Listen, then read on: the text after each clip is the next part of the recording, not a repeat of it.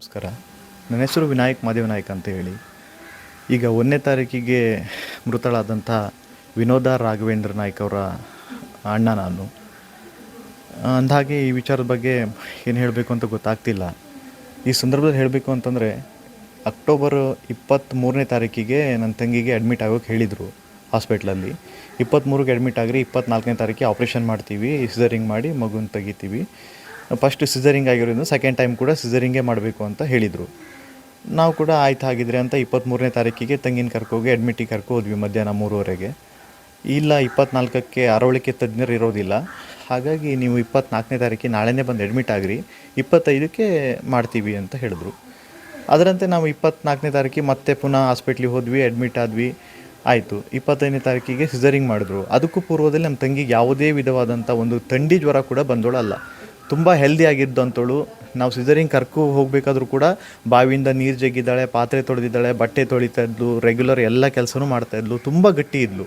ಅವಳಿಗೆ ಪೂರ್ವದಲ್ಲಿ ಯಾವುದೇ ಒಂದು ಸಣ್ಣ ಥಂಡಿ ಜ್ವರ ಕೂಡ ಆಗಿದ್ದೋಳು ಅಂತೋಳಲ್ಲ, ತುಂಬ ಗಟ್ಟಿ ಇರೋ ಅಂಥ ಹುಡುಗಿ ಅಂಥವಳನ್ನ 25ನೇ ತಾರೀಕಿಗೆ ಮಧ್ಯಾಹ್ನ 1:56 ಸಿಸರಿಂಗ್ ಮಾಡಿದ್ದಾರೆ. ಒಂದು ಹೆಣ್ಮಗು ಆಗಿದೆ, ಮಗು ಆರೋಗ್ಯವಾಗಿತ್ತು.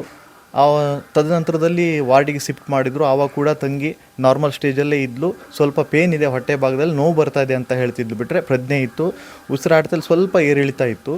ಕೊನೆಗೆ 2:30-3 ಗಂಟೆ ನಂತರ ಬ್ಲೀಡಿಂಗ್ ಸ್ಟಾರ್ಟ್ ಆಗಿದೆ.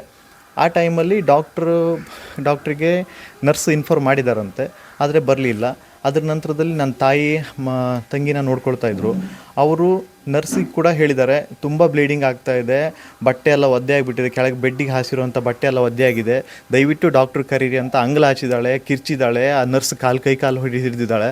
ಆದರೆ ಆ ನರ್ಸು ಆ ಬಟ್ಟೆ ಕೂಡ ಒದ್ದೆ ಆಗಿರೋ ಬಟ್ಟೆ ಬ್ಲಡ್ ಎಂತಾಗಿತ್ತು, ಆ ಸೀಟು ಬೆಡ್ಡಿಗೆ ಹಾಕಿರುವಂಥ ಬಟ್ಟೆನ ನನ್ನ ತಾಯಿ ಹತ್ರ 3 ಬಟ್ಟೆನೂ ತೊಳೆಸಿದ್ದಾರೆ. ಹಾಸ್ಪಿಟ್ಲ್ ಬಟ್ಟೆನೇ 3 ಬಟ್ಟೆ ನನ್ನ ತಾಯಿ ನಿನ್ನೆ ತೊಳ್ಕೊಬಾ, ಅಷ್ಟಲ್ಲಿ ಬ್ಲಡ್ ಆಗಿದೆ, ನಾವೇ ಯಾಕೆ ತೊಳಿಬೇಕು, ತೊಳ್ಕೊಬಾ, ನಿನ್ನ ಮಗಳಲ್ಲ ಅಂತ ಹೇಳಿ ನನ್ನ ತಾಯಿ ಹತ್ರ ತೊಳೆಸಿದಾರಂತೆ. ಅವಳ ಬಟ್ಟೆ ಕೂಡ ಬಂದಿಟ್ಟಿದ್ದಾಳೆ. ಡಾಕ್ಟ್ರ್ ಕರೆಸ್ರಿ ಅಂತ ಅವಳು ಕೈಕಾಲು ಹಿಡಿದಾಳೆ. ನಿನ್ನ ಮಗಳು ಒಬ್ಬಳೇ ಮಗಳ ನಿಂಗೆ, ಅವ್ರು ಡಾಕ್ಟ್ರು ಈಗ ಬರೋಕ್ಕಾಗೋದಿಲ್ಲ, ಈ ಸಂಜೆ ಎಲ್ಲ ಬರೋದಿಲ್ಲ, ಅವ್ರು ಬೆಂಗಳೂರಿಗೆ ಹೋಗಿದ್ದಾರೆ, ಇಲ್ಲಿ ಬರೋಕ್ಕಾಗುತ್ತಾ ಅಂತ ಹೇಳಿ ನಮ್ಮ ಅಮ್ಮನ್ನೇ ಗದರಿಸಿದ್ದಾರೆ. ಅವಳು ಹೆದರಿ ಸುಮ್ಮನಾಗಿದ್ದಾಳೆ. ತುಂಬ ಬ್ಲೀಡಿಂಗ್ ಆಗಿದೆ. ರಕ್ತಸ್ರಾವ ಅತಿಯಾಗಿರೋದ್ರಿಂದ ಆರ್ಗನ್ಸ್ಗಳಿಗೆ ಬ್ಲಡ್ ಸಪ್ಲೈ ಆಗದಿರ ಯೂರಿನ್ ಸ್ಟಾಪ್ ಆಯಿತು. ಸುಮಾರು ರಾತ್ರಿ 10 ಗಂಟೆ ನಂತರ ಯೂರಿನ್ ಸ್ಟಾಪ್ ಆಗಿದೆ. ಆವಾಗಲೂ ಮತ್ತೆ ಮೂತ್ರ ಕೂಡ ಹೋಗ್ತಾ ಇಲ್ಲ. ಕರೀರಿ ಡಾಕ್ಟ್ರನ್ನ ಅಂತ ಕರೆದಿದ್ದಾಗ ಕೂಡ ಆ ನರ್ಸು ಕೇರ್ ಮಾಡಿಲ್ಲ, ಡಾಕ್ಟ್ರನ್ನ ಕರೆಸಲಿಲ್ಲ. ಡಾಕ್ಟ್ರು ಕೂಡ ಬರದೆ ನೆಗ್ಲಿಜೆನ್ಸಿ ಮಾಡಿದರು. ಅವ್ರು ಮಧ್ಯಾಹ್ನ 1:56 ಸಿಸರಿಂಗ್ ಮಾಡಿ ಹೋದಂತರು ಪುನಃ 26ನೇ ತಾರೀಕು ಬೆಳಗ್ಗೆ 9 ಗಂಟೆಗೆ ರೌಂಡ್ಸಿಗೆ ಬಂದಾಗ ಪೇಷಂಟನ್ನು ನೋಡಿ, ಆ ಟೈಮಲ್ಲಿ ನಾನು ಅಲ್ಲೇ ಇದ್ದೆ. ಸರ್ ಮೂತ್ರ ಹೋಗ್ತಾ ಇಲ್ಲ, ಈ ಥರ ಆಗಿದೆ, ದಪ್ಪ ಆಗಿಬಿಟ್ಟಿದ್ದಾಳೆ, ನೀವು ಡ್ರಿಪ್ ಬೇರೆ ಒಂದು 8 ಬಾಟ್ಲು ಡ್ರಿಪ್ ಹಾಕಿದ್ದೀರಿ, ದಪ್ಪ ಆಗ್ತಿದ್ದಾಳೆ ಅಂತ ಹೇಳಿದ್ವಿ. ಆ ತಕ್ಷಣದಲ್ಲಿ ಅವ್ರು ಏನು ಹೇಳಿದ್ರು, ನೋಡೋಣ ಸ್ವಲ್ಪ ನಡೆಸಿ ಅಂತಂದರು. ಆ ಟೈಮಲ್ಲಿ ನಾನು ನಮ್ಮ ಬಾವರು ಇಬ್ಬರು ಸೇರಿ ಅವಳನ್ನ ಅಲ್ಲೇ ಹಾಸ್ಪಿಟ್ಲ್ ಆವರಣದಲ್ಲೇ ನಡೆಸಿದ್ವಿ. ಆ ಕೂಡ ಏನೂ ಆಗಿಲ್ಲ.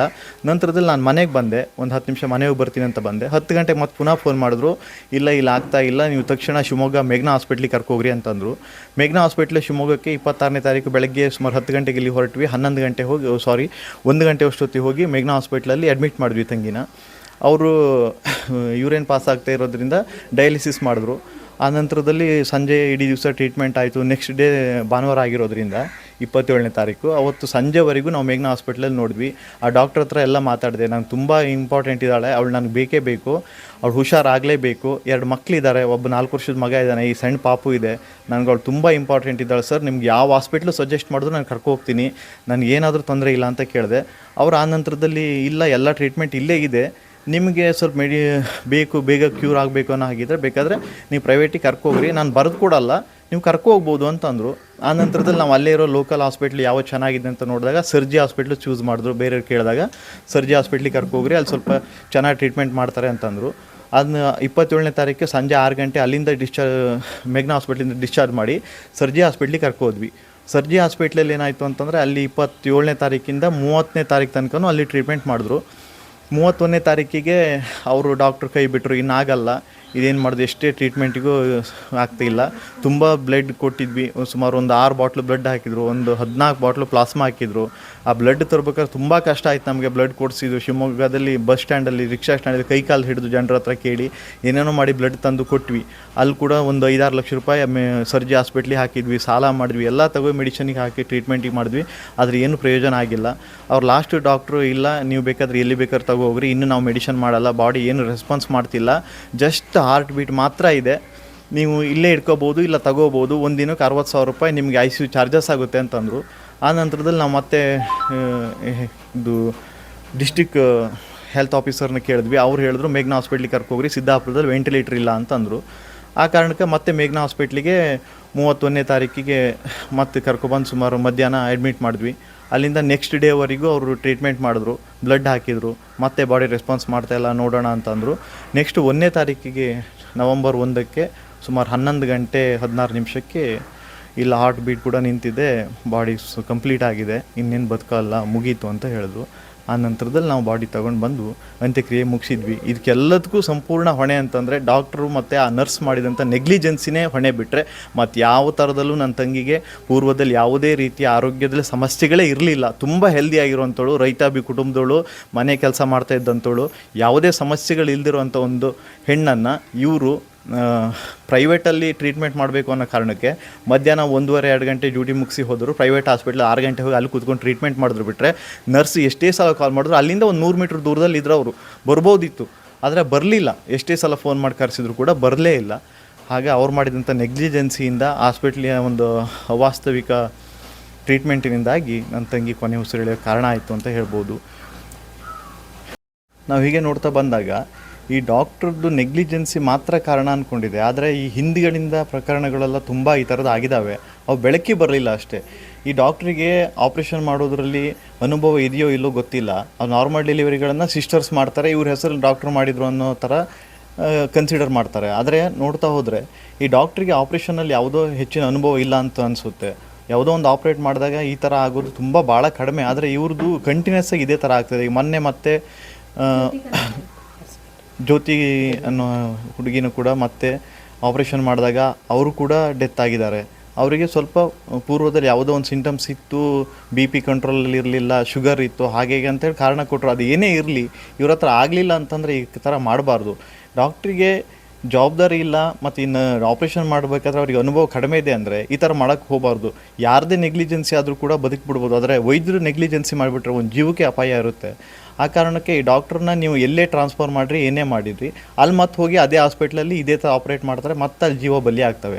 ಅದಕ್ಕಾಗಿ ಅವ್ರಿಗೆ ಕೊಟ್ಟಂಥ ಆಪ್ರೇಷನ್ ಮಾಡೋದಕ್ಕೆ ಅವ್ರಿಗೇನು ಮೆಡಿಷನ್ ಮಾಡೋಕ್ಕೆ ಲೈಸೆನ್ಸ್ ಇದೆಯೋ ಆ ಲೈಸೆನ್ಸನ್ನು ರದ್ದುಪಡಿಸಬೇಕು. ಮತ್ತು ಅವ್ರಿಗೆ ಇನ್ನು ಮುಂದೆ ಈ ರೀತಿ ಆಪ್ರೇಷನ್ ಮಾಡದೇ ಇರೋ ಥರ ಸರ್ಕಾರ ಕಟ್ಟುನಿಟ್ಟಿನ ಕ್ರಮ ಕೈಗೊಳ್ಳಬೇಕು ಅಂತೇಳಿ ಕೇಳ್ಕೊಡ್ತೀನಿ.